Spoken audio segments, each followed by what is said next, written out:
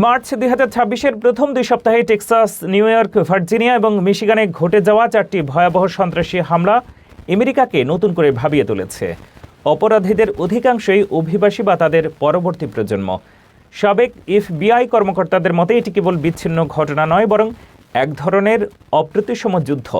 গবেষকদের মতে সরাসরি বিদেশি নির্দেশের চেয়ে ইন্টারনেটের মাধ্যমে সেলফ রেডিকালাইজেশন বা স্ব-উগ্রবাদ বর্তমানে বেশি বিপজ্জনক। আইসিস বা অন্যান্য উগ্রবাদী গোষ্ঠীর অনলাইন প্রচারণা সহজেই বিভ্রান্ত তরুণদের প্রভাবিত করছে। বিশেষজ্ঞরা মনে করছেন দেশের সীমান্ত নীতি, অভিবাসীদের সামাজিকীকরণের ব্যর্থতা এবং ইসলামোফোবিয়ার ভয়ে জাতীয় নিরাপত্তা সংক্রান্ত তথ্য প্রদানে মানুষের অনীহা পরিস্থিতিকে আরও জটিল করে তুলেছে। দীর্ঘদিন ধরে চলা এই হুমকি এখন চরম পর্যায়ে পৌঁছেছে, বিশেষ করে মধ্যপ্রাচ্যের সাম্প্রতিক ভূ রাজনৈতিক অস্থিরতা এবং ইরানের বিরুদ্ধে লড়াইয়ের প্রেক্ষাপটেই এই সন্ত্রাসী কর্মকাণ্ডকে প্রচারণার মাধ্যম হিসেবে ব্যবহার করা হচ্ছে। আমেরিকান জননিরাপত্তার খাতিরে এখন নতুন করে গোয়েন্দা নজরদারি ও কঠোর পদক্ষেপ নেওয়ার তাগিদ দিচ্ছেন বিশ্লেষকরা।